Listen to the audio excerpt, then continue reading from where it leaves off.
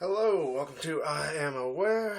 We're going to get to some stuff I mentioned in an earlier video, a little bit about China, and we're going to expand on that because I kind of feel like it's important given everything going on. Because there is just massive global ramifications and everything, dealing with everything, it's a mess, and everything's entangled, and the general idea is it's still East versus West, it's Russia and China versus America, Europe, or the global system, as they keep liking to say. And I'm just not entirely sure about all that. And I mentioned it earlier, so I thought I'd go into detail. This is something I've kind of thought about. I thought about doing it with, a lot of major world powers, like those four major, Russia, China, Europe, America, and kind of going through, where everything is and what's going on and everything. But that would be long. That would take a while. So I'm going to just try this one first. Again, because I think it's kind of pertinent information at the moment. So, let's try and stay on track. I'm going to go through kind of some of where China is now, how it got to where it is now, and then, what we're looking at, and why I kind of think the way I do, that they're maybe not quite just an Eastern power. And excuse my little pencil, I'm going to try to use notes and mark things off and stay on track again, so make a better show for you. That's what we're all about here in this little corner. Anyway, so let's go ahead and get to it. So the whole thing, yeah, as I said, the East and West came together years ago, or East and West. The East and the West separately came together in their own ways, during the Cold War, and China and Russia were part of the East after China, had their little revolution and their massive step forward or whatever. So they were communists, and despite some scuffles with the Soviets and everything, they were both communists. They were both standing for the people over, the Western ways and all this crap, I think most of us understand how for the people generally works out, but, that's the line. What are you going to do? So, but that was the idea. You had the USSR, the People's Republic of China, and then you had the West and Europe and NATO and America and all this crap. And that lasted for a good long time. Plenty of scary moments, kids looking at Bert the Turtle and hiding under their desks and all that fun stuff. But, that was a long-ass time ago. And that's something people seem to kind of be getting stuck on. Like, that ended 91. Okay, fall of the Union, Soviet Union anyway. That kind of changed everything. And yeah, we look at it, there's the Yeltsin period and all that, and now modern Russia with Putin and all this. Okay. And being former KGB, I understand, I've made all those connections, I've been that person, I've spouted that line before, yeah, it's the same, it's still the Soviets, but it's not. That's not fair, that's not really looking at the situation. It's a good propaganda line, it is, but it's not really correct for what is happening today, So, yeah, and it's not just Russia. China's really not communist anymore. So, it kind of throws off the whole thing. They were tied together as two major powers against the whole Western world and all this because they shared, common governance, common interest. Now it's a little different. We heard years ago that China was becoming more westernized. They're becoming more like us. They're basically a capitalist country. Isn't it great? They've turned the page. Isn't it wonderful and all this crap? I guess maybe they're about as capitalistic as the West is at this point, which, again, we're not. We've moved away from that, have been for years. And we are kind of moving to a similar area. In China, it's basically fascism. Now, I don't say that as just, oh, it's evil, they're Hitler. I'm just saying that's the type of structure economically that they mostly have. And yeah, there is a little bit of crackdown and everything because you still have the Communist Party in charge of it. And, you know, Communist Party generally means crack down on the people, keep everybody beat into place and where they need to be. But, you know, so there are some negative aspects. I think we've all seen things on the news. Oh, evil this, evil that. Is it as bad as they say? Is it worse than they say? Is it not as bad? I don't know. You know, I mean, if you find a source you can absolutely trust about things, especially going on the other side of the world, let me know. Because I don't see it. I do my best. I try to listen to different sources and everything, but to actually trust one specifically or a small group of them, it gets hard to do. So I don't know. You know, the East tends to claim that China's really not as bad as you hear. Really, the Western governments seem to claim China's not as bad as we say sometimes. You know, which is odd, right? Oh, they're part of the evil empire of the East. Oh, they're our enemies, but they're not that bad. You know, compare that to the way they speak about Russia on a regular basis. Not the same, right? And so that's concerning. That's part of the issue, but we'll get to that. So basically, when I say fascism, just to kind of wrap up that point, again, you look at old Germany and everything during the Second World War, it wasn't just Hitler's in power, control of everything, and he runs all the businesses and the industries and all directly, kind of like you would have with more of a communistic system. The businesses still existed. They were ran as long as they towed the government line and did what the government wanted, they could exist. And the government would kind of watch their back, and they'd watch the government's back, and it's just a nice, well, the modern term would be public-private partnership, right? It's just this great, wonderful system where the government and the companies work together for the interest of the people. And again, we all know how of the people generally works. So, yeah. Now, again, you want to go into the full depth of it. People always want to say, well, it has to have the racial component. You know, that's what makes it fascism. Well, not economically, but fine. You know, even that, there is some of that to some extent. You know, there is some racial pride definitely in China, and, you know, you go back to the age-old wars and hatreds between China and Japan and everything. Yeah, I mean, they would certainly think the Chinese are a superior race to the Japanese. You know, I would think you would see that most anywhere. Well, if you go online, maybe you can find it. But I've seen the videos where, you know, since basketball is so huge in China, you know, they've got all these big basketball players, and they are predominantly African American, let's say. I mean, I think most of them are coming from America, maybe not, but, you know, so whatever. But that's, I'm trying to use the terminology that doesn't get you thrown off the internet, so I'll say African American even if it's not correct, because, you know, facts don't matter, towing the line does. Because, again, we're totally free and capitalistic here in the West. Anyway, so, you know, but you have these big basketball players coming off the bus, and people are standing there, this big crowd of Chinese people, screaming, word I can't say, word I can't say, word I can't say, go home, get out of China, word I can't say. So, you know, there's some racial aspects there, and look, before you just paint everybody, even saying this, I know it's going to be taken wrong by some people, but, you know, the racial aspect, this ultra-nationalist aspect, it is kind of a reaction, a natural reaction to global forces, you know, piling on from one side. So you say, no, screw the globe, we're us, right? And it kind of boxes people into that corner, it disenfranchises them, and, you know, they can tend to become more racist.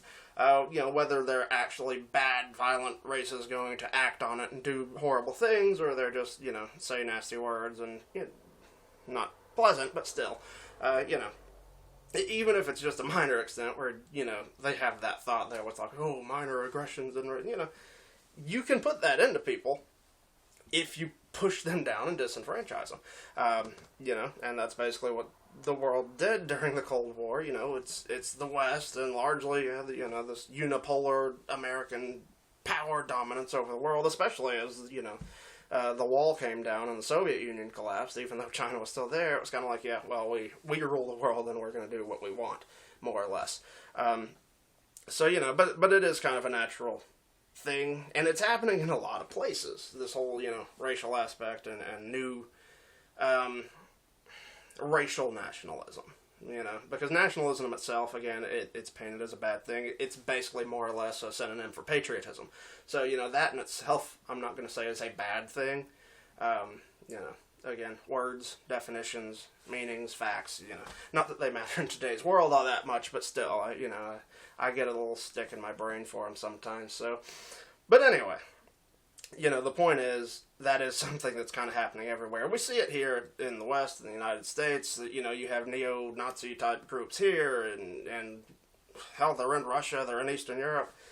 Maybe they're funded by certain people who I probably shouldn't name, you know, because, again, free speech. But, you know, so, I mean, it's over there. You've got racial issues in South Africa still. I mean, anybody can be racist, you know. It doesn't matter what country you're in or what, you know, tone of brown or tan or whatever you are. You know, we can all be racist in some form or fashion. It's just, you know, you can say it's evil and bad, and, you know, a lot of the ways people act on it is. But it's a feeling, you know. So, it's not a good one. It is one, you know, you try to work out and say, hey, look, people are people. Let's move on. But, you know, again, when you go through all the crazy things and the global forces and all the different actions, you know, that can be hard. And, you know, people are listening to certain propagandas, and they don't trust this side, they trust that side, they get disenfranchised. And, I mean, it is what was done in Germany. It's what's being done in America, the whole Western world, and the whole world as a whole, really. At this point, you know, you keep pushing people, you disenfranchise them, you cut them off from, you know, support groups like families, churches, whatever, things that would kind of keep them grounded, and they get more radical. It's kind of a natural thing. But, anyway, just unnecessary diversion there, maybe, but, you know, so, but that's a natural thing. It is happening around the world with all the ridiculous crap going on. It's bound to, you know, and I mean, we can talk about how do you fix it, how do you change those people's minds, but just saying, well, they're all evil, you know, I mean, that's like, okay, somebody breaks into your house and tries to kill you, well, you shoot them. Well, you're a murderer. Well, there's circumstances. It's not like you just chose to go kill somebody, you know, something happened and it kind of pushed you into a corner, and, well, it's not exactly the same, of course, because, you know, defending yourself and making a decision to judge people unfairly based on different stupid aspects that, you know, it's not the same, clearly, but, you know, I'm just saying, you know, that there are other aspects that you don't just say, everybody's evil. Again, not something we do in the modern world. Of course, if people disagree with you, they are evil, they should be silenced and hunted down and put in a camp somewhere. Otherwise, the fascists will win. Yeah. Anyway, so, back to it. China and Russia both kind of left communism. You know, it's not quite the same. You know, people will call it fascism. There is ties between, you know, these rich business people and the government. You know, they're very friendly. I don't know if I would call it exactly the same, you know, but I guess I can see that if you want to call it that. It's a further stretch of the term, but, you know, again, it's not free open market capitalism. It's not, you know, down tight clutch communism, so, you know, you want to call it socialist a little bit, you know. And again, people want to, oh, well, yeah, ooh, Russia, they're bad socialists. Now, what do you think you're going to do? You go straight from Soviet communism to, what, free world? Do you think that's how it works? Whee, freedom, everything's great. No. Yeah, I mean, the United States, you know, before it was formed, took centuries. Yeah, I mean, the aspect of being independent, far away from central power, built here for years and years before the people were at a point where, becoming an independent nation, and a fairly free one, and where people themselves can be fairly independent. That took a long time. That's not exactly human nature. It doesn't just flip on like a light switch. It's just, it kind of goes back to me for that whole thing Marx used to say, socialism is the pit stop between capitalism and communism. Well, yeah, if you're a capitalist and you're moving towards communist, yeah, you're liable to hit a lot of socialist things in between. On the other hand, I think it could go both ways. If you're communist and you're pulling out of it, yeah, you're probably going to have some little socialist crutches to get you out and into something better on the other side. So, again, just worldview, just minor points here and there, but not exactly to do with the subject. But, again, it's all perspective, I guess. Anyway. But so they both left communism. For the most part, again, you still have the Communist Party. The Soviet Party's banned in Russia, but there is still the Communist Party, which is still the second leading political group, which is a little sad. But again, human nature. They tend to cling to what they know, even if it is the devil they know. And again, if you look at it on paper, yeah, communism sounds nice and happy, and everyone's equal and it's fair and yay, It never works that way, of course, because communism, as many things, completely ignores the aspect of human nature, but, I guess it's nice on paper. If we were all robots, it would work really well, which I guess they're working on, so that's good. Maybe. We're gonna get this communist thing done right, eventually, right? That's what the kids say these days. You just gotta do it right. We're going to get it right. We're going to turn people into robots, and we're going to get this damn thing right. We're going to get communism to work if it kills us all. But anyway. So, So then, Russia, China, they move into their kind of new things, fairly similar. Again, fairly similar to the whole world. I mean, you go back, yeah, Woodrow Wilson was helping push socialistic, fascistic ideas, and fascism was very popular in the United States before World War II, by the way. I think it was really after the war and a lot of those troops came back home. They're like, look, we've just spent years fighting fascism. We don't like how fascist it looks here back at home. Again, I'll point to like the Battle of Athens here in Tennessee. People came back from war and were like, wow, it's awfully fascist around here. We don't like that. And, so... But it was spreading.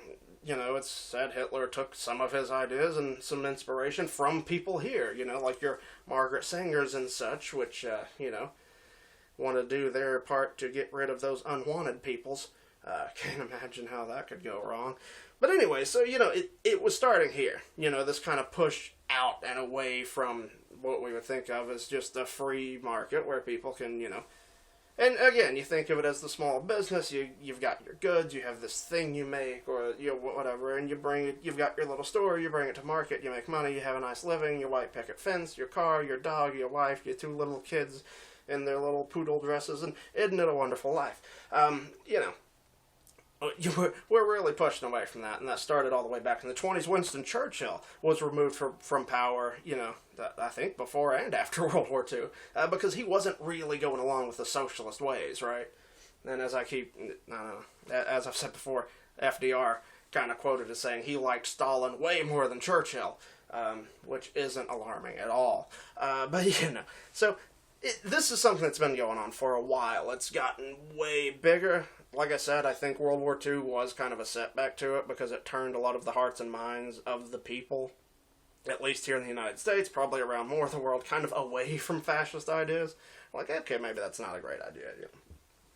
It sounds nice. Everybody works together, and it's better for everyone. Again, kind of like communism. Sounds nice. When it's in practice, boy, there's a lot of dead people around, So, it's just how things tend to work. And we're not totally to Nazi Germany type, style, I don't think, anywhere. There's a lot of nasty things. We're going to talk a little bit about some of the things going on in China, and kind of clearing that up and understanding why that may be happening. But I wouldn't say anybody's gone full Nazi yet, at least, in the world, despite how much fascism has grown and taken around the world. But so here's the thing. You have this new kind of order, single monopole world. The United States and the West controls most everything. Russia kind of emerges, starts doing business with the West. China kind of emerges, does a lot of business with the West as it no longer becomes communist. And, they're capitalists now, they're fascist. But, again, same difference to people in charge anymore, right? But, so, it works. China does its thing. It makes tons of cheap goods, puts people out of business, bankrupts nations. It's kind of their thing. You look back to the history of the Roman Empire and how the Silk Road bankrupted Rome. It's kind of China's thing. It's why I think, despite everything, as tight a grasp usually as communism has on a country, they can look at it and go, you know what, this isn't us. We see financially, this doesn't make sense, it's not working, we need to shift into something else. And they did. That's not usually something you have in a communist country without some kind of revolution, but, that they like to think it through. They're smart. Never ever let anyone tell you the Chinese are not very intelligent about what they're doing on the world stage in geopolitical matters. They're real smart. They're always thinking it, doesn't mean everything they do is good, but they're smart. You can't argue otherwise. For the most part, you can look at some single individual incidents and go, why the hell are they doing that? But, if you have the full picture they have, maybe it makes sense. But anyway, so that's kind of the world we have been living in. It's kind of the thing they said about Russia. Putin was coming in. No, he's going to be great. He's going to work with the West. And he kind of did at the first. We thought he was going to be this great transformative. He's going to join the world stage. And he kind of did at first. I think maybe he got a look at everything and was like, well, this is nasty. I'm not doing that. Again, love him, hate him, say what you want about him. What is happening on a global scale and on the world stage is not great.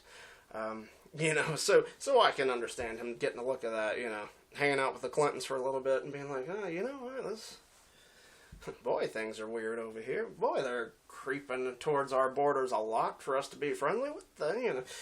Anyway, but so, that's kind of the world you're in. Now, China and Russia maintain their ties, it's still... They're not really against the world, but they're just, they're there. They're still kind of close and okay to all those former Cold War era powers that didn't get overthrown, like your Cubas, North Koreas, and stuff like that. So, they're still kind of the outsiders, but it's not quite the same. Now, you go through everything. Where China is now is a problem. China's had a lot of problems, okay? They've had a lot of financial problems. You see these massive cities they've built out in the desert that are still unoccupied. And again, I kind of wonder, is that the point? Is this like a total nuclear apocalypse failsafe? Like, okay, go ahead, nuke us, destroy all our cities. We have new ones. Nobody's going to target them. They're empty. But hey, we've got them there when we need them. Maybe that's a thought. But, still, it's causing financial issues because the world hasn't come to an end. So, it kind of makes all this money and all these cities they've been pouring out there just kind of not great business. And beyond that, where you really start having troubles is the natural disasters. They're a huge country. They have the biggest population in the world, close to 2 billion or something. It's about, a fourth of the world's population in China. So... it's hard to feed that. That's a difficult thing to manage, and they've had a lot of issues in that in recent years. There's been a lot of natural disasters take out not just crops that are growing, but places where past crops are being stored, and it's wiped out food stores. There's been a lot of issues there, and China's kind of getting a little desperate. One thing I always used to say is watch China. When they roll back that one-child policy, they're getting ready to move. Okay, now it's going to be a while, because you don't just need the baby boom, you need time for those kids to kind of grow up and expand, But that's generally, to me, a clue that, yeah, they're starting to get gears rolling, they're starting to go in motion, because, well, they kind of have to. You know, they're getting kind of backed into a corner. They can't feed their people. They've pushed into Africa like crazy, trying to grow and build, you know, back to where they can feed themselves. You know, just the most basic thing, because, you know, you can say what you want about people standing for their rights and liberties. You know, a lot of people knuckle under, but when they're starving to death, they get a little agitated. You know, that tends to upset people. So, you know, it's important that they keep that at least mostly fed. You can be hungry, but you can't be starving. You know, your kids can go, I'm still hungry, I want more food. They can't be dying, you know, of starvation. That's when it starts getting to a point where people just can't help but start making a change, right? So they're in a kind of a not great spot. They're in kind of a desperate spot because of what's happened over the last few years. And so you think, all right, what do they want? What do they do? Well, I think, like most nations that are honest, they want power. They want to be a superpower. Maybe they want to be the superpower. The only superpower left in the world. Because China's great, right? Make China great again. We're going to be the single world superpower. Why not, right? So, that's probably kind of part of what they want. And like I said, there's the old Silk Road that bankrupted the Roman Empire, or certainly helped with that.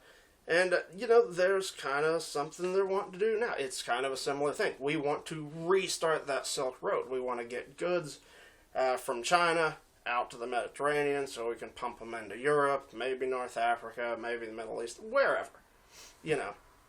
And one key with this, again, they have a lot of problems with the Japanese over the years. They also have some problems with the Indians. And I don't mean the Native Americans, I mean people in India. You know, for anybody lost on that term, I've always thought it's weird. We've still stuck with Indian as a term for Native Americans. Like I get how it first happened, but why do we stick with it? It doesn't make sense to me, but whatever. Yeah, no, I don't make the rules or the names to anything clearly. So, anyway. So, and I want to take this special little tool called a globe. Maybe some of you kids have seen this in school or something, I don't know. You know, it's actually not on your phone. This is actually, see, it's real. I can touch it. It's not a projection. It's very interesting. But anyway, so I want to kind of show something to kind of help people understand, you know.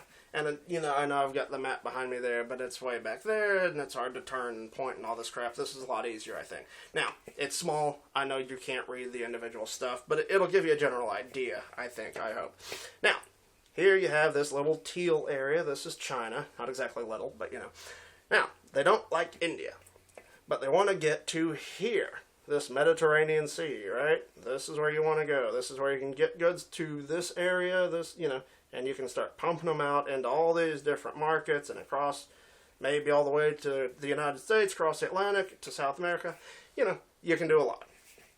It's money. You want good logistics. That's what you want. Now, so, you've got China, you've got India. Now, you don't want to just run it through India, through the Middle East, over to, you know, around, I think, Syria, Lebanon. That's where it's supposed to hit port. So, if you want to cut out India, well, you know, well, you're going to have to go up to the north here. Now, luckily, China has some land that doesn't border India, you know, to this side. So, they can go up through Kazakhstan, and then come back around into, like, say, an Afghanistan, cut through Iran, who they're trying to be friendly with, and maybe through Iraq, and then into Syria, into Lebanon, to your port, and you can flood the world with your cheap goods and make everyone indebted to you because you'll own them, and yay, China, make America, or make China great again, right? That's your idea. So, now,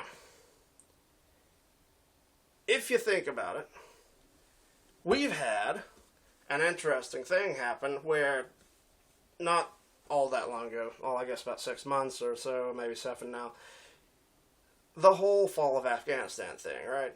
Terrible thing. Horrible blunder for the West. Well, again, what's one of those countries I named here?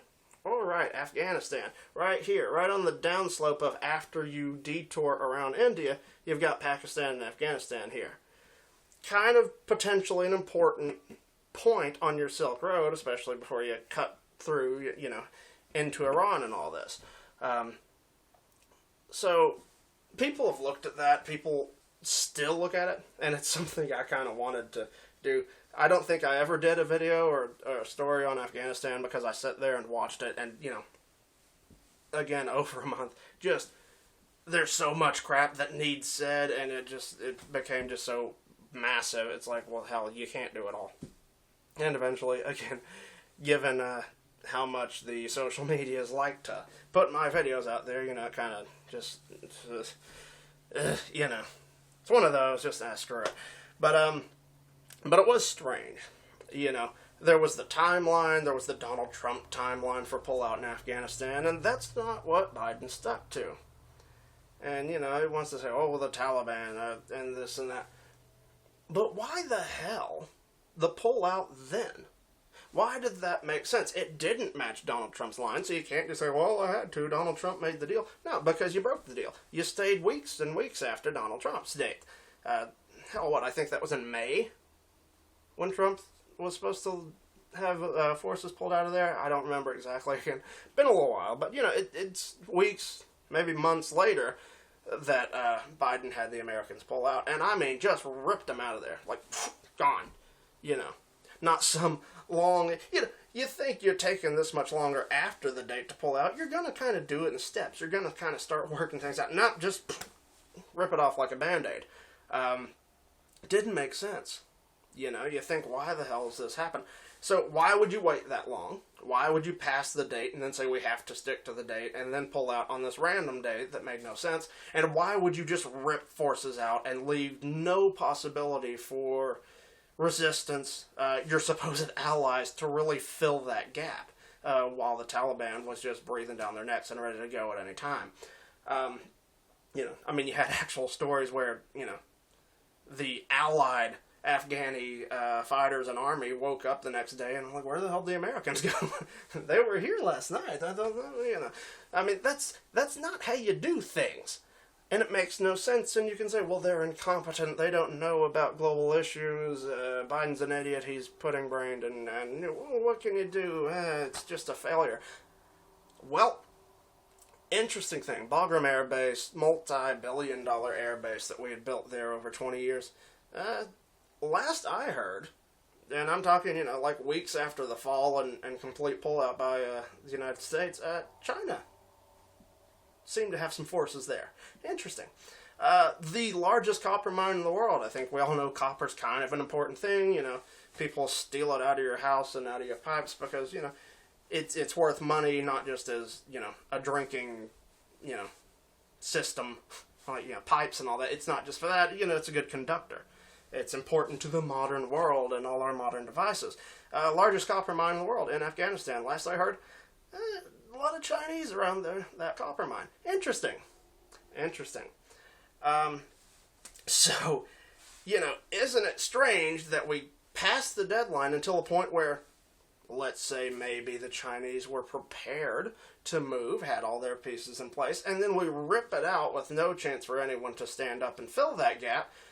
So, if we had smartly handed off Bagram Air Base to the Afghani allies, well, there might be a battle, there might be things damaged and broken, destroyed by the Taliban trying to attack the base, and, all the resources of it and everything could be wiped out by the Afghani army fighting against the Taliban. You don't want that. No, that'd be bad. And then, God forbid, the Afghani army actually holds the base and maintains it. Then the Chinese show up and like, oh, hey, you guys are still here. Oh, that's interesting. We're here to help. So yeah, you don't want that, right? You want a base that's been ripped apart by hands, not bombs, Alright, they gutted some instrument panels, they ran off of some things, maybe they took off in a few of the helicopters. But, all in all, the Taliban did not completely wipe out the airbase. It's fairly usable. It's fairly ready for a new, more modern power to step in and actually use it as a functioning place. So, just saying. Isn't it interesting how those things work? But I do want to hit one more little point in all this. You know, as we talk about exactly what the hell the West is doing and why. Now, let's go back to the Mediterranean. Again, you've got Syria, Iraq, Iran, Afghanistan. This is your goal. This is this little black part. That's where you want to get to. Now, let's back this thing back up to get to another point. Okay, you go back through Lebanon, Syria, Iraq, Iran, Afghanistan, up through these Stan countries, up through Kazakhstan, and into there. Now you're back to China. You're back to a very certain region of China. The only region that you can push land goods across without involving India. Now, what region is this? That's actually kind of important because of something that's happening lately. It's the Xinjiang Uyghur region. You may have heard of the Uyghurs. You may have made fun of them because their name sounds like Uyghurs. But it's actually kind of a serious thing. They're the Muslim kind of area of China. And, you know, China's still not overly ecstatic about, you know, faiths and gods and such, but, you know,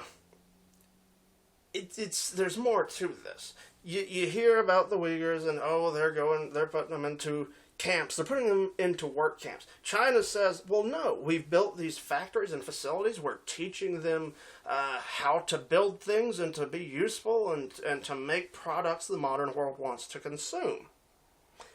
Well, again, let's push out their evil Nazis from, you know, the freedom, you know, old American side of it that wants to push that propaganda. Let's push out the it's all nice and very good side of the propaganda from China. That's the start of your trade route.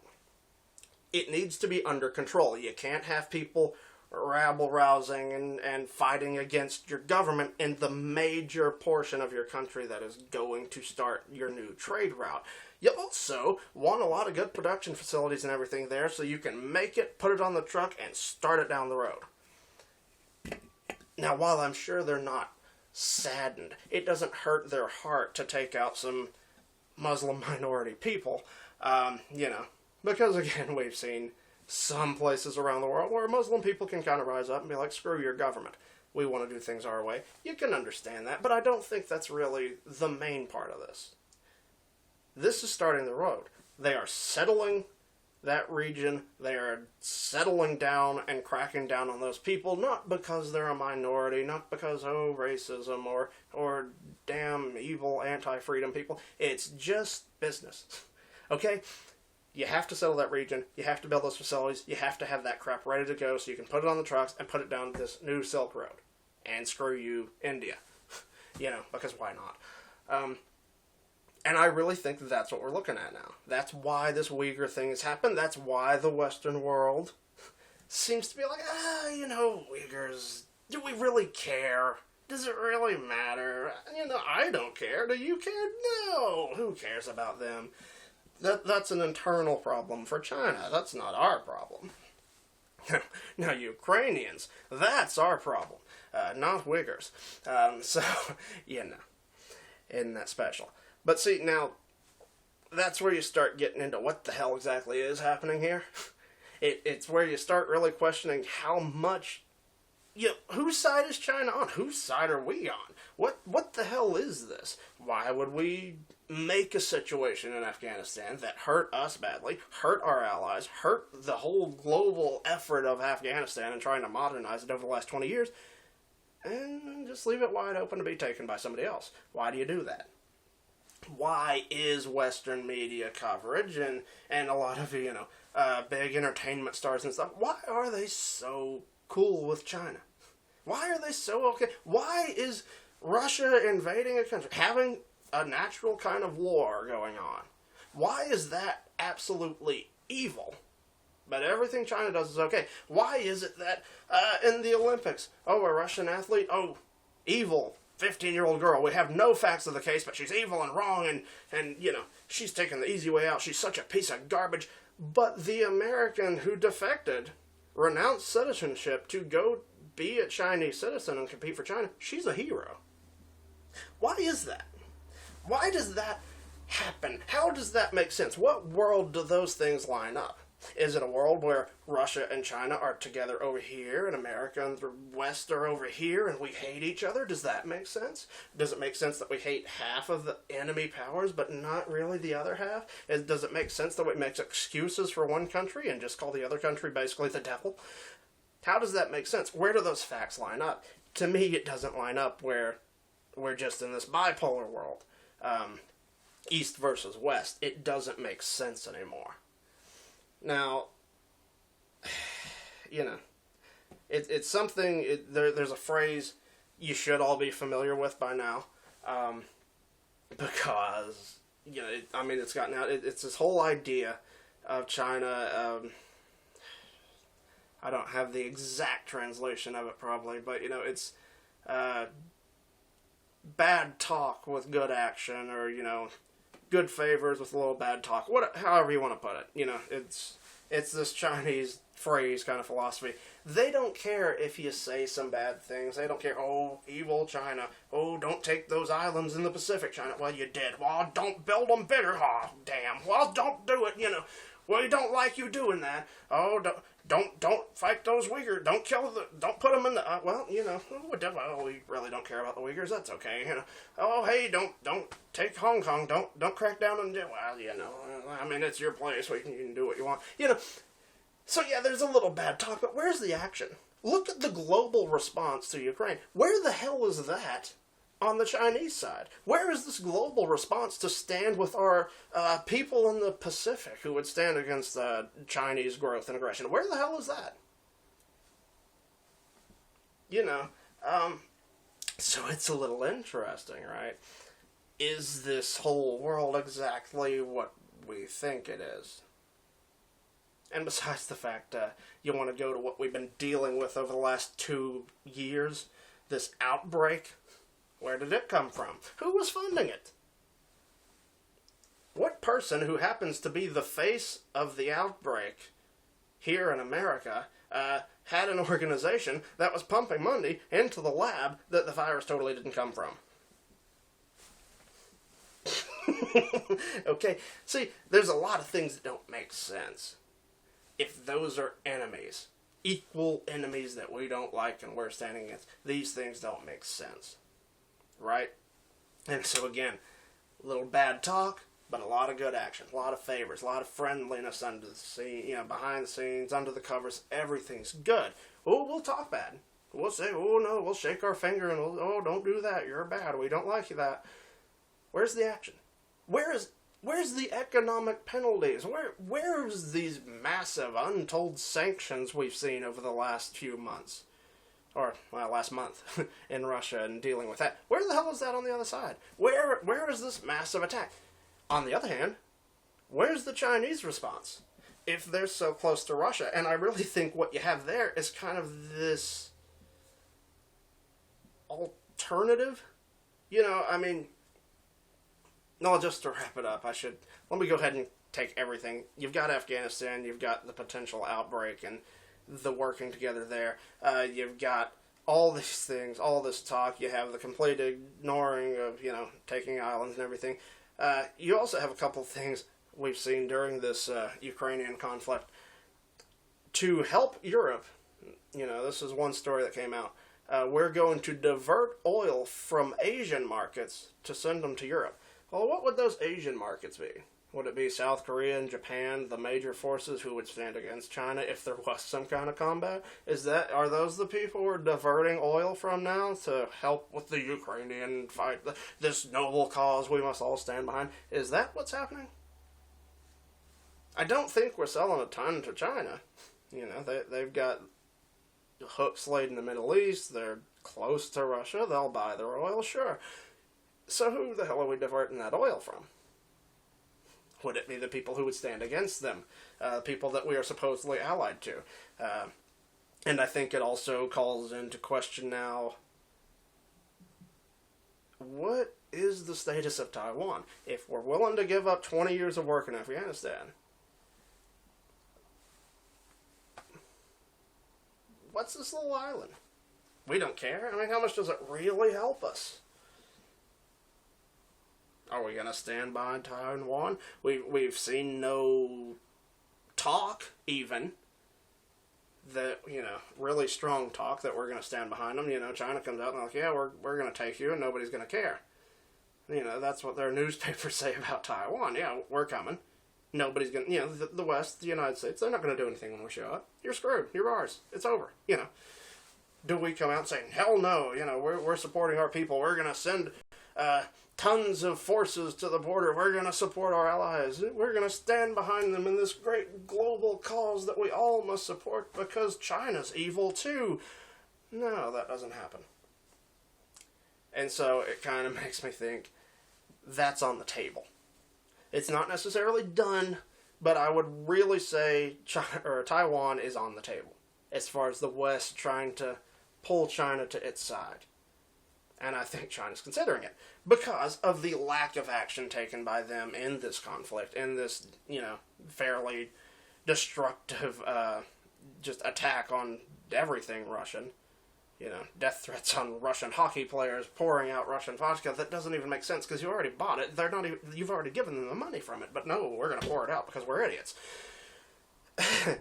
So these things don't make sense, and it looks more to me. Now, again, I don't know everything happening behind the scenes. I don't know what kind of talks there are. I know out loud, China and Russia, even during the Olympics, they were very close. They were talking about, oh no, we're going to stand together. It's us arm in arm against the world. We're best buddies, and this is all going to be great. But where the hell are they now? The whole idea was China was going to stand with Russia because, Russia would need the support in Ukraine, and China would need the support when they invade Taiwan. They'd have to stand together, arm in arm, against the global reaction. Where the hell is China? I mean, I've seen them decline to sign a mean letter from the UN, huge step there. But where's the major action? Oh, they're buying Russian oil. Ooh. Okay, big deal. China gets more oil. Ooh, yeah. That's really hurting them, That's really taking a punch for the team. But, you do have the West out there. Oh, you better not. You better not stand with them. You better not buy their stuff. Again, we're not going to do anything about it. Nothing's going to be enforced. But it's just this looming threat. You have to pick a side. Something people here in the West understand pretty well. That's what we've been told a lot lately. You have to pick a side. You either stand on the wrong side of history or you're with us. And you have to pick a side. But, we've been hearing it at least since, Donald Trump came in. You have to pick a side. You have to pick a side. Pick one of these evils. You pick the lesser evil and you stick with it. I'd rather not. But, that's kind of what the Western message is to China. And, again, unless there's something major going on behind the scenes that I don't know about, it really doesn't look like China's doing a whole lot in this union, this ally, this alliance with Russia and everything. It doesn't seem like they're doing a whole lot. And, so it kind of makes me think, so on the other side, is it a lot of good talk with very little favor? Or no favor or no action? Because that's kind of more what it seems like. And I can't help but think, at the very least, China's undecided on who they're going to go with and what they're going to do moving forward. Because, look, they could really screw us up. Now, you hear the news reports, oh, we're the market. China needs us. They need us more than we need them. We're the whole market. They can't sell their goods without us. Well, okay, empty every frickin' Walmart in this country. Because you look on about anything you buy in Walmart, it's made in China. They haven't, it's what, Mainstays. It's their company. They make cheap crap for Walmart, basically. And all of it comes from China. You hear people, the big supporters of capitalism and people on the right talk about the Walmart thing is basically the last thing holding up the middle class. That availability of ultra cheap goods is the only reason it's surviving. Which, again, would tell me that your capitalist system is not working properly. If it relies on basically slave labor from a communist country, that's bad capitalism. You're not doing it right. But anyway, that's beside the point.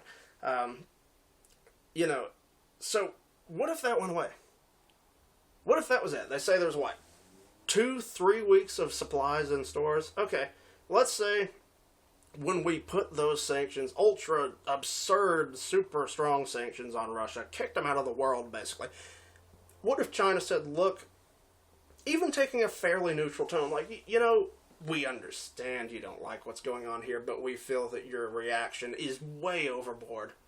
You know, we do support Russia's right to defend its security interest, just as they stand for our right to defend ours. We are in an alliance with them. We're in an economic alliance with them, the BRIC nations, Brazil, Russia, India, China. So because of your actions, not only are overbearing and overreaching, but it also can affect our economy since we are in a economic alliance with them, we're going to have to take our own actions. Anybody who's doing this, anybody who's putting on these super extreme sanctions, and they could go to Russia and be like, all right, which ones are the worst ones? Which ones do you really need knocked back off, you know? And you can't do the banking sector and the oligarch thing, you know, that would be too political. It'd have to be something that just keeps your people from, you know, feeling the pain, as Biden likes to put it there. So, you know, they could, you know, talk about that, figure out which sanctions are the worst, and China could come out and say, look, these are go far beyond politics, these hurt the Russian people, these are not in, you know, good favor. There's nothing good about this. This is mean-spirited. We cannot support these sanctions, so any country who does, you're cut off. You're done. You're not getting anything. You're not getting your computer chips for your cars. No more new cars. You're not getting all your cheap goods to fill your Walmarts. No more middle class. Nobody can afford anything. They could hit us like a brick wall. You know, just if they wanted to. If they wanted to take that stand, if they really wanted to support their ally, just to get some of the most extreme things taken down. Maybe to make things a little better, you know, on the people, bring their economy back up, bring their currency back up a little bit in Russia. They could stand by that. Now, would the world give, or would they let their people suffer like hell too? You know, that's questionable. At least here in the United States. Although they do seem to kind of be talking more about opening the oil wells again here because people are hurting. So I didn't think they would do that. Of course, they haven't really yet. Maybe by the time this video is posted, they have. I don't know. As of the time where I'm recording it, they have not. There's a lot of talk about it. There's a lot of, oh, you damn oil companies, you're not doing good for the people. But, you know, there's not a lot of actual, you know, government movement on policy that makes the oil companies unable or unwilling to produce more. You know, because it would not be good for them. It would not, you couldn't stay solvent in this type of thing. And, you know, spend tons of money to build all these new oil wells and drilling facilities and production plants just to have them shut down in a year once the Ukrainian conflict's over, because now we're back on track with our, you know, environmental agenda. It doesn't make sense. And we're not taking any actions so far to change that. But so I don't know. You know. But it would make the hurt go around. It would totally change the whole perception of this. Oh, we have to do this. We have to stand behind Ukraine. If you were done, you think how many times you go to Walmart or a similarly cheap store that gets pretty much all of its products from China. Anything you look at, anything you get that says made in China, it's not here anymore. You cannot get it anymore. You're talking all your appliances, your clothes, everything. Virtually everything. You think that hurts them more than it hurts us? You think you wouldn't have people in the streets ready to overthrow the government? Again, you can only push people so far.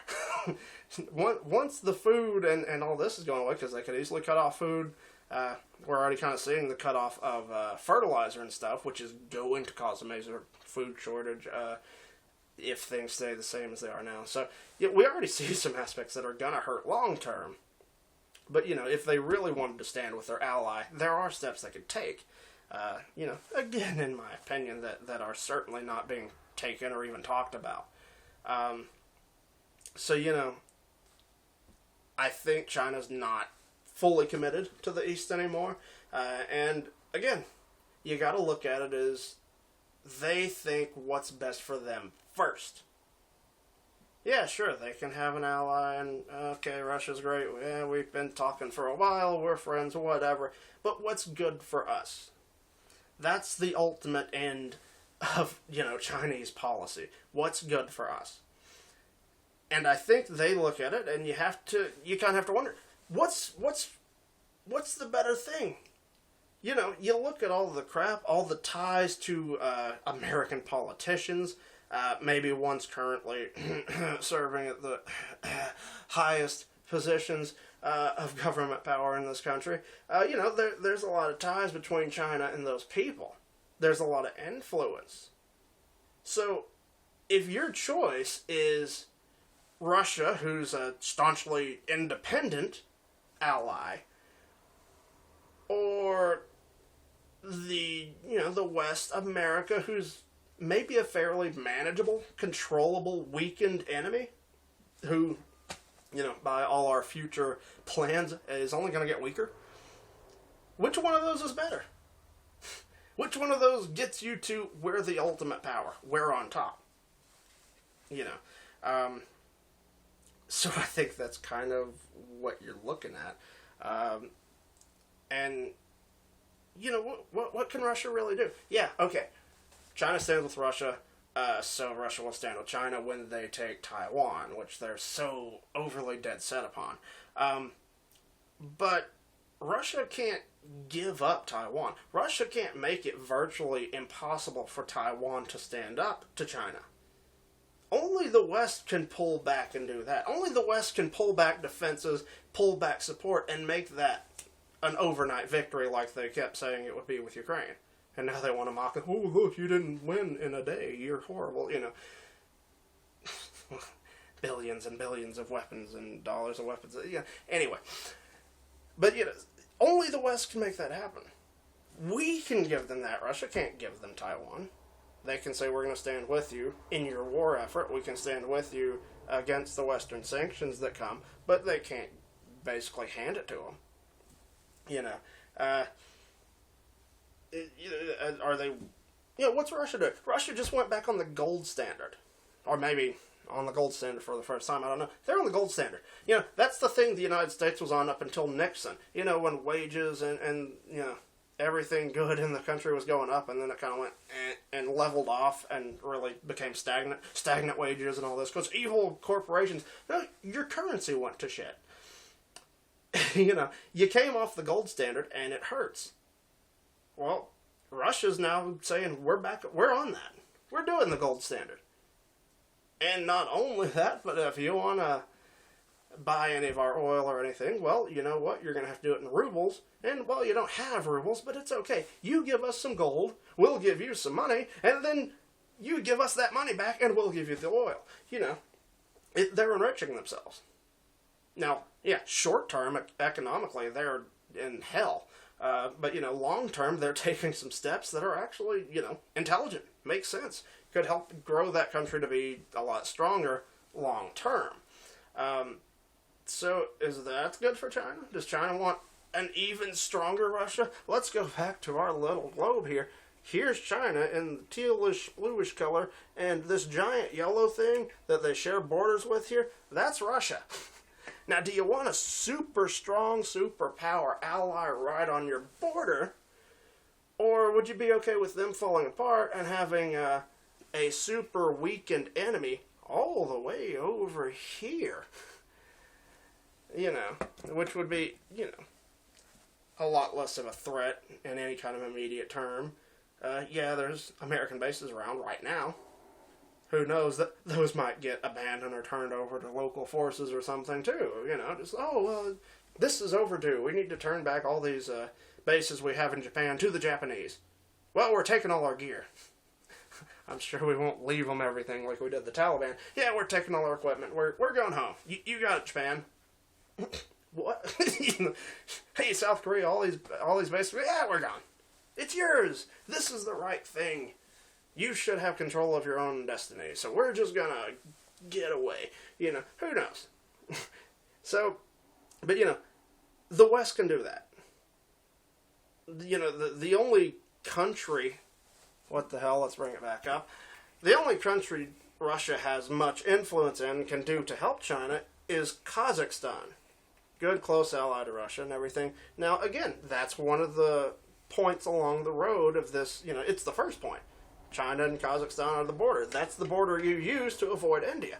So, yeah, they can be friendly, and Russia can say, yeah, come on, Kazakhstan, let China roll through their Silk Road. It'll be good for you. You'll have good new products, and they'll get their economic thing done. It'll be good for all of us.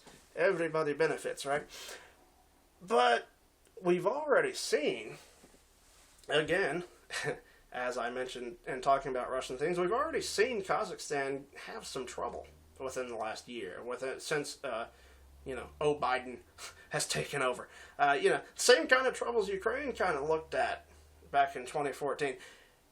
So, who knows? Maybe that wasn't, we're really overthrowing the country, but maybe that's a nod. Maybe that's part of the negotiations on the table. Look, yeah, Taiwan's on the table, and look, if you're worried about Russia getting upset that you're siding with us and shutting off Ukraine or Kazakhstan, well, look how easily we can just start things up. Look how easily we can almost topple their government over a $2 gas riot. So I think there's a lot more to a lot of this, again. But you have to wonder, who can give China more? Is it Russia, who is probably, because of their economic alliance, because of their geopolitical alliance, has probably given all they're willing to give to China? China's squeezed every drop of blood out of that turnip they can get, and now they're kind of looking around like, well, who else has got something? Who else wants to give China some stuff? Who else is willing to work with us? Because we've gotten all we can from here. So, and again, you look at this whole thing, again, go to the WEF.org and all this crap if you think it's all conspiracy crap, but there is the global system, as they keep putting it, as what's-her-face, Greenfield, the American UN Secretary, keeps saying, the global system, the war in Ukraine, it's an attack on the global system, we have to stand together for the global system. It's this whole thing you just keep hearing. But, so I know you look at that and you say, well, okay, they're all about weakening countries, pulling this global system together, and nobody's really a superpower, right? So why would China want that? They want to be powerful. They don't want to be under the chains of this global system any more than any of us would want to. But, again, long term, do they really think that this global system can put chains on them? Because, likely, China is going to enjoy that third world status that we keep giving them. And as we transition away from oil, these third world countries, all the major powerful Western countries are going to have to send them tons of money to help them change their infrastructure and get off the evil fuel that is oil. So, we're going to completely decimate our energy system and rebuild it from scratch, and then we're going to give them a bunch of money to change their system. I mean, again, you're talking about completely bankrupting basically every country on Earth, every major country, every country that would have a military to stand up to them. And again, it's a risk.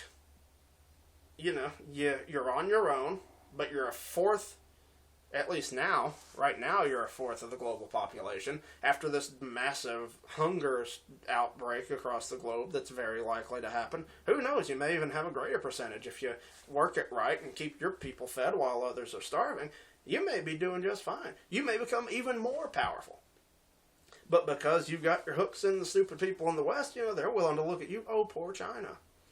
Poor, weak China. Here, have more stuff. I know we owe you, like $1 trillion, $2 trillion, $5 trillion, who knows how much, really, dollars, but here, take some money. No, that's not for our debt. You just take it. You need it more than we do. We've had it too good. We're too rich. We're privileged. China deserves everything we have, because they're a poor third world country. So, if that's the kind of attitude you got, is it worth the risk? Is it worth standing on your own, losing the ally of Russia, to have basically all your global opposition completely dropped into the tank, and flushed down the toilet? Is it worth it? Can you stand up to an entirely weakened world versus, a little bit stronger world with an ally? who maybe you don't want to coexist with after the major wars and stands and everything. So, it's just, I can't help but think that's where we really are. That's, as much as all the propaganda and the news, oh, China's with Russia, they're standing together. I don't see it. I see a lot more evidence that it's kind of swinging the other way, which is very unfortunate. I mean, like I said, China's out for China. They don't care about, the people. They don't care about their people all that much. They want to keep them fat and happy, or, minorly fed, not starving and happy, let's say, instead. But, they don't care about us. They don't care about, anybody not being under a giant fascist global system. They don't care. In fact, they'd probably like to run a giant fascist global system that controls all of us, They don't want to fight that. They kind of like to be in charge of it, So, is that good? Again, let's look at it back from our point of view. Constitutionalist kind of, freedom appreciating American. What's good for us in that? Is it a good thing if China doesn't stand with its old ally? Is this going to be good for us if literally every major power across the entire world is against the one last country who's saying, yeah, your new world system kind of blows? Even if you hate the guy, even if you don't like the guy in Russia, is it really in everyone else's best interest for the entire world to take out that last form of resistance? And if that's the way it's swinging, that's problematic. Okay? So, that's just some things I wanted to bring up, talk about, maybe illuminate for some people. Alright, did I almost slip into Donald Trump there? I want to illuminate everything. It's great, it's wonderful, I'm fabulous, I have all the best words, and now you understand everything because I told you and I'm amazing. I don't know. Is it a little more Alec Baldwin? I've been told it's a little more Alec Baldwin than actual Donald Trump, but Why, you want me to yell Donald Trump? There's my Donald Trump impersonation. But, oh, there goes all the Trump people, now they're upset. I don't like anyone, okay? Sorry. But yeah, whatever. Not a fan of him, not much of a fan of anybody at this point, especially not government people, Well, not major government people, because the whole global system has turned all the government people into one giant force who says, up yours to anybody who wants to be independent and free. So, yeah, I don't like anybody. And I'm sorry, I don't see enough from the orange man in standing against it. I mean, just saying. But, so yeah. That's kind of where we're at. That's kind of how I see things. Maybe an explanation for some of the weird things, why is China so wobbly? Why are they not more staunchly backing their ally? What the hell happened in Afghanistan? What the hell happened in a certain area where a sickness may have gotten out, because what group of people said they would really like to use that event to bring in all these new systems and rules and laws that would not have been accepted if not for the emergency that was caused over the last 2 years. I'm just saying. I'm not saying anything. I'm not making any statements. I'm just saying there's some pieces out there and, maybe they look like they could fit. I don't know. I'm just saying. I'm not saying. I'm saying. Is that enough to not get me kicked off? I don't know. Hell with it. So, again, everyone, just thanks for watching. I hope this gave you some idea, made you think a little, something. If it did anything for you at all, please, I ask of you and beg of you, like the frickin' video, share the video anywhere, everywhere you can and will. It's... Come on. Maybe help more than 2 people see the video. That would be nice. So anyway, I hope you watched it. Hope you enjoyed it. Hope, you got something out of it. And maybe, since comments are apparently currently the thing, that gets it done for a YouTube spread, maybe leave a little comment at the bottom. Let me guide you along like little kids watching a PBS cartoon. Hey, pull out your keyboard and leave a comment. What do you think? Wow, me too. I hate the internet. I hate how this... this is not where I need to be. This is horrible, but whatever. It's the best tool you got. So, please like, please share, please comment. Comment multiple times. Go on a rant about it. Say what you think. What do you think China's doing? What do you think of Russia and America and the global system and all this crap that keeps getting talked about? What do you think? What are your opinions? Please share them. You don't have to agree with me. I don't care. I'm not the global fascist system. I don't care if you disagree. I'm not going to silence you or report you or something ridiculous. It's fine. We can have different ideas. But anyway, I guess that should do it for today. I could kind of speculate more, maybe, on some things. Maybe tie it even into like prophecy and stuff for people that are into that kind of thing. Comment if you'd like to hear that. I might do that at some point anyway. Kind of lay those things out a little more clearly. It drives me crazy seeing religious programs where here's what prophecy says. It's like I've read it. And like, where do you get this? Anyway, different thing. But yeah. So if you'd like to hear any of that, let me know. Comment and all that, and otherwise comment anyway. Tell me I suck. I don't care. I really don't care. Just, comment something, share something, Do me a favor over here. Come on. Anyway, but that should be it for today. Again, hopefully you learned something. Hopefully you enjoyed. And I should be back with more soonish. Assuming I don't get thrown offline again. Yay. Hooray. Anyway, thanks for watching. Much love. God bless. I'm out.